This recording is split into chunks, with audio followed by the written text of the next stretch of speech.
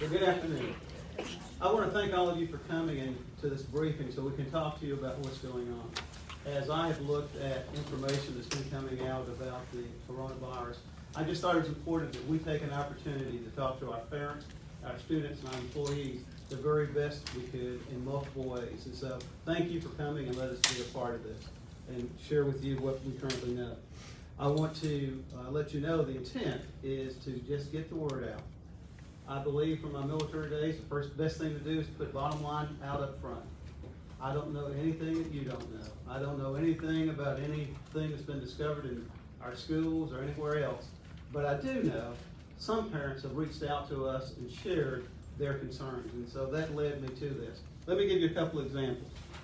You know, we have Let's Talk, and in Let's Talk we had some people who came to us and said, is the administration leadership considering closing the Bibb County schools amid the outbreak here in Georgia? It's highly contagious throughout the nation and the community. Waiting for people to become infected before making a decision to close schools is not the most logical choice. I want you to know that we are being logical and that we're working on ways to address this issue. So we're not waiting, and today we can share with you some of the things we're doing. Last week, you probably knew Southwest High School, the girls' Patriots, were in the state championship game. When I got back from the game, I had a phone call from a parent who said, I'm told you closed Southwest High School today because they had an outbreak of the virus. That's what her husband was told. Not true, but again, I was very thankful that she called to ask us about it. Here's another one. Hello, I'm writing to see if there's a way to possibly add sick leave for employees this year due to the influx of the flu this year and help the potential coronaviruses in Georgia. I feel that teachers are coming to work sick because they don't have the sick time. We have put information out to our employees about how to do that. If you're sick, don't come. And we'll share more of that with you today as well. But there's more. I got an email from the Bibb County Schools yesterday about the coronavirus and practicing good hygiene. I would just like to note that at my kids' school, there's no soap available for hand washing. That's been going on for a number of years. My daughter's school sometimes has soap, but they're often encouraged instead to use sanitizer.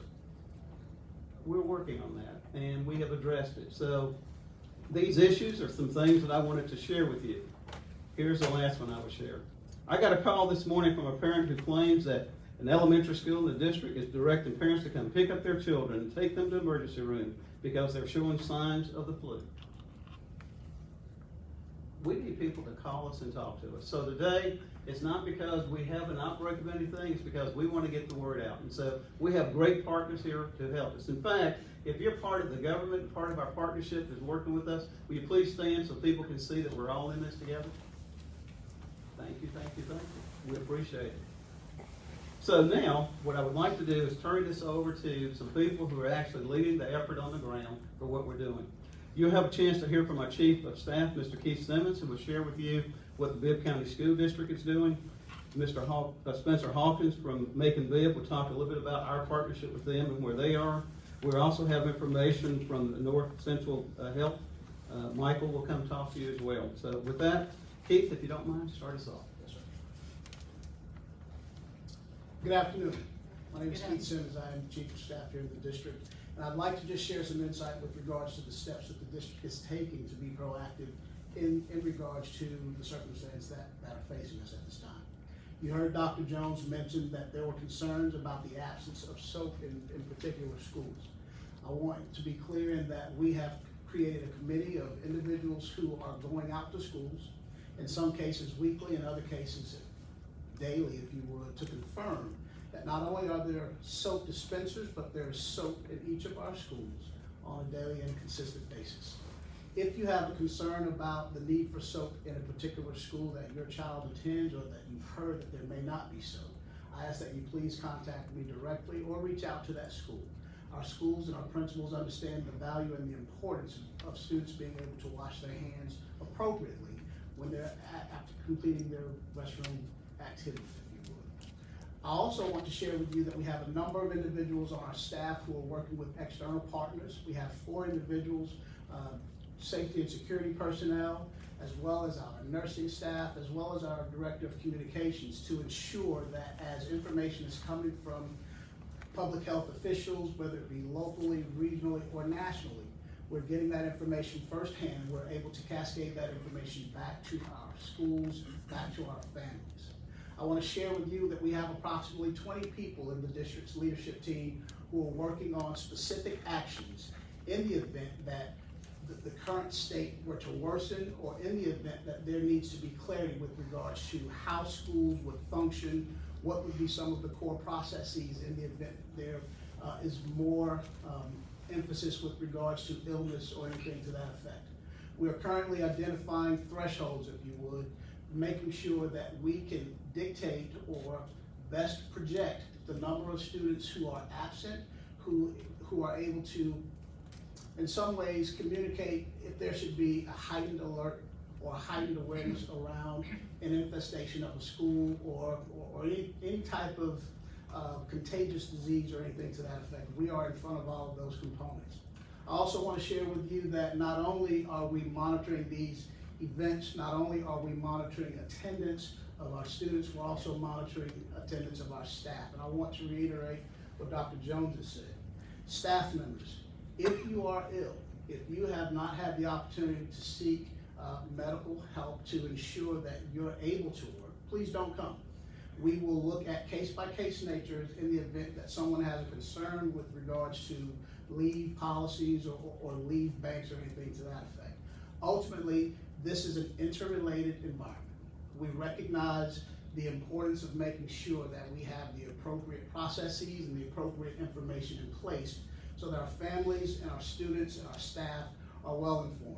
I want to make sure that the district is doing all that it can, and we're sharing that information with you. We recognize that in some ways, this is the season for illness.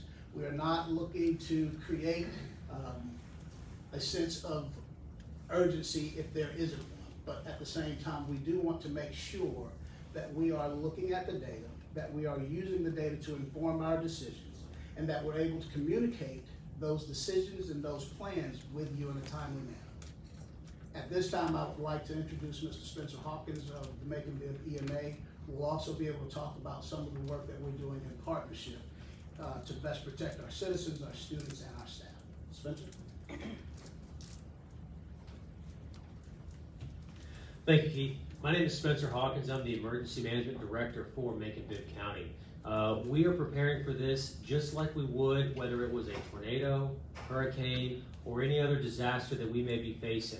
We have partnerships, we have relationships built and in place that have been built over time so that we all can work together to respond to and recover from anything that may happen, whether it's COVID-19, the next flood, or the next storm.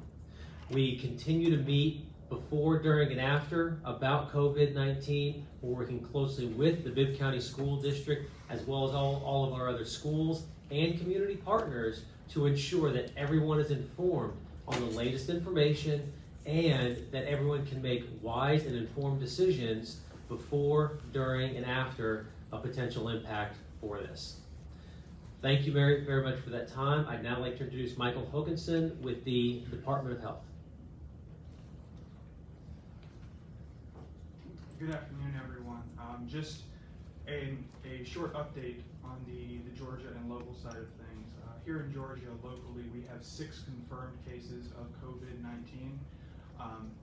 At this time, we have absolutely nothing in our 13-county district, which does include Macon-Bibb County.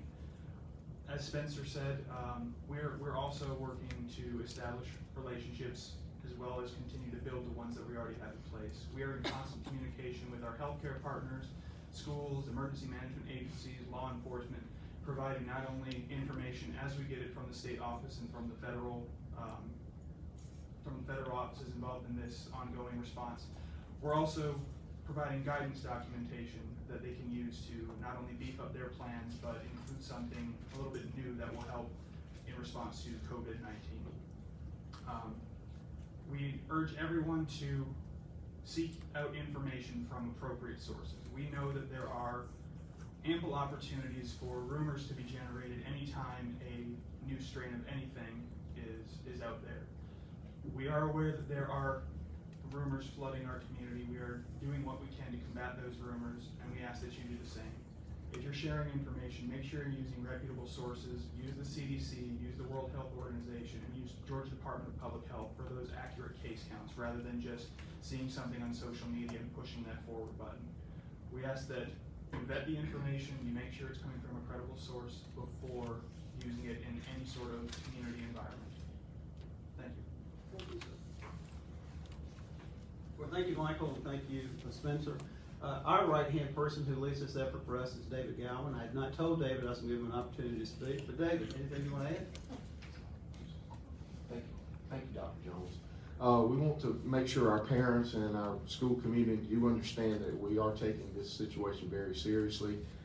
We do have a management team that Chief Simmons referenced. We're have an infectious disease response plan that we are working on, we're reviewing.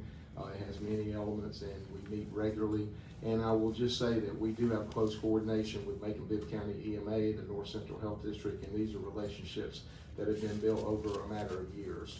They're not very recent, and those are very helpful in our operations in the school district. Those are critical relationships. And also, we want to reiterate the proper procedures, washing your hands, social distance, all those things that we sent out to try to reduce the chance of the spread of this virus. With that, I'll turn it back over to Dr. Jones. Thank you. Thank you, sir. I saw an email that came today from Richard Woods, our state school superintendent, and he said, "We advise all Georgia school districts continue to follow the guidance of the Georgia Department of Public Health and the local boards of health. At this time, school closures are not recommended for areas." And so I just want you to know that we're fully involved. One of our core values is open communication, and this is one way that we're trying to demonstrate that. We believe in transparency, and we believe in having honesty and honor lead our efforts. I think since 2015, I tried to lead that. We've tried to show that we are a part of a team that's working, and that's what you see before you today. And with that, I will ask, do you have any questions of us before we end this? What's kind of the emergency plan if something were to impact our area? So I think it falls into two parts. One, if something falls into our area, Mr. Gowan, Spencer Hawkins, they're going to have the team that's going to be operating, and that group will help us decide what's best.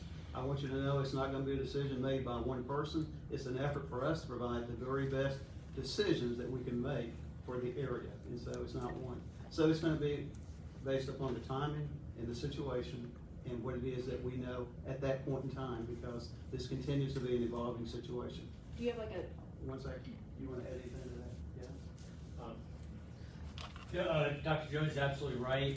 Because of the issue with this event, obviously the health department would take the lead on a lot of our decision-making processes. We work closely with our medical partners here in the community, and depending on where the infection came from, we'd work with that appropriate agency, whether it be the school board or one of our local agencies or something like that. Once again, reiterating the fact, we have a team. We are practiced in this. Between all of the hurricanes and the storms and the things that we do, this team is prepared and ready, and we know how to respond. Dr. Jones, to follow up on that, Fulton County, as you know, they just closed down yesterday, and they're working on a digital plan. Is there a digital plan that you guys would consider as well?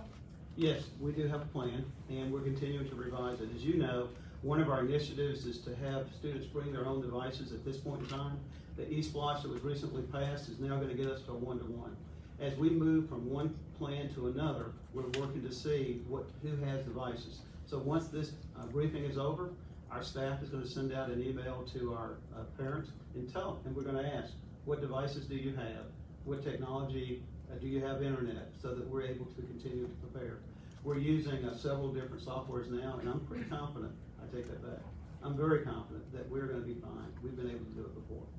I'm going to use my son as an example. He's at, I think, 4 or 5 missed days with this coronavirus outbreak. If someone were to exceed past those 6 excused days, will there be repercussions? So if a student is absent, we're going to have to go through our regular protocol. The question becomes, what did they miss? What needs to be made up? And what is the impact? Our teachers and principals have done a great job of working with students, not only for regular illness, but the flu, because you can be out for a period of time. And so I would ask people to look at what we've done in the past and what other people tell you happens when their children are absent. we're gonna work with you. It doesn't do us any good not to provide makeup work or to help in that regard. Have you all seen an uptick in absences? We have not seen an uptick in absences. We have had some information in isolated situations where some people just said, I'm keeping my child home. And that's because they have flu symptoms, and with those symptoms, they're just being cautious.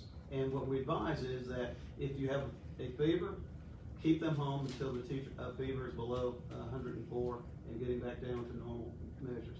Stacy, did I say that right? 100.4. 100.4. Thank you, ma'am. See, I told you, I got help. Now earlier you did talk about some concerns when it came to soap in the schools. Can you kind of elaborate on that? Which schools, how many schools, how long has this been a concern? So, our operations team has always had soap. We've always made it available for schools to use. In order to get students into classrooms and get them out, we've also started using hand sanitizers. And in some schools, they use hand sanitizer more than they use soap. We just said now with what's going on, we're gonna provide more guidance, and kids can use hot water, soap, and then when they come out, you can still use a hand sanitizer. That's what we're doing. And truthfully, I cannot identify one school. It's been across the board. That you all have heard concerns? It's been across the board. We've had concerns where people have said some bathrooms don't have it, or teachers are not encouraging students to use it. How long have you all been hearing that? I can't answer that. I mean, for me, it's been, I can't. Are there any other rumors you guys have heard of? The rumors I shared were the ones that I've heard of, the ones that I shared. David, Keith, anything else?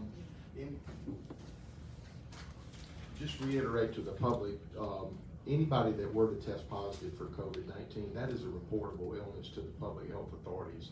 And we are no different as a school district. If we came across a case that was positive, we would certainly report that immediately to the public health authorities, and then we would start coordinating with them the response. And the response would be specific to that specific situation, but we would have guidance from public health.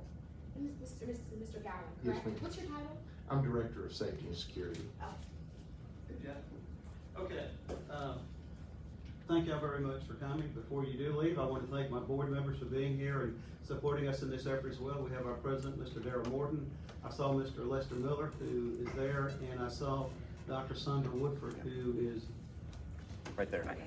right there behind our reporter. I think that was all of them, and I want to thank everybody for helping us get the word out. This is important, but I think it's more important that our community knows that we're working together, we're being transparent, and that we want to know what's happening. If you think you know something, call us, email us, send us a let's talk so we can get to the bottom of it. Don't act on rumors. Do as you've heard here. Bring it to the source so we can deal with it. Thank you very much for coming.